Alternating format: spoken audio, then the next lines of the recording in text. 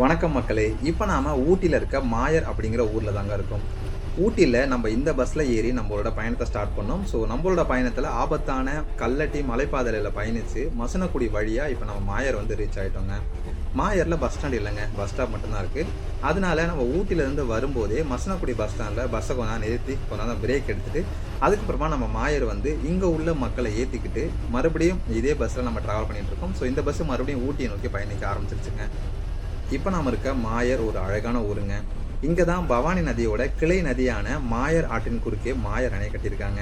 அதிக மக்கள் நடமாட்டம் இல்லாத வனப்பகுதிக்குள்ள ஒரு அழகான சாலையில் நம்ம பயணிச்சுட்டு இருக்கோங்க. இந்த வழியில நாம போகும்போது நிறைய மான்களை பார்க்க முடியுங்க. இங்க பாருங்க.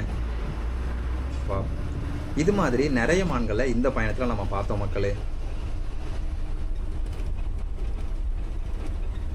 கொஞ்சம் தூரம் நம்ம பயணத்துக்கு அப்புறமா நம்ம மசனக்குடி ரீச் ஆயிட்டோங்க.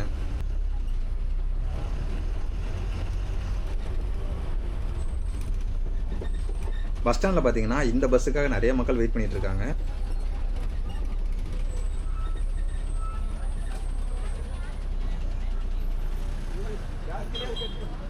பஸ் வந்ததும் சீட்டை பிடிக்கணுன்றதுக்காக நிறைய மக்கள் பஸ்ஸில் வேகமாக ஏறிட்டு இருக்காங்க. இப்போ நம்ம ட்ராவல் பண்ணிட்டு இருக்க இந்த பஸ் பார்த்தீங்கன்னா ஒரு அழகான குட்டி பஸ் மக்களே. ஏன்னா கல்லட்டி மலைப்பாதையில் இந்த பஸ் பயணிக்கிறதால இந்த மாதிரி ரூட்டில் பார்த்தீங்கன்னா இந்த மாதிரி குட்டி பஸ் தாங்க ட்ராவல் பண்ணிட்டு இருக்கு.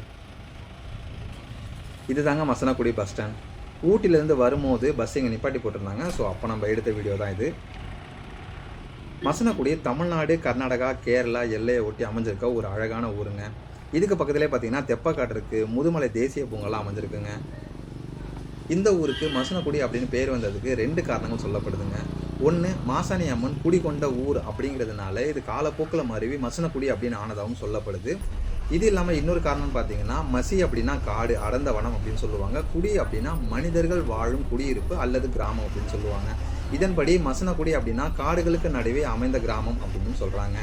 நீங்கள் மசனக்குடி போயிருக்கீங்களா? போயிருந்தா உங்களோட பயண அனுபவத்தையும் மசனக்குடியை பற்றி உங்களுக்கு தெரிஞ்ச விஷயங்களையும் மறக்காமல் கமெண்ட்டில் சொல்லிட்டு போங்க.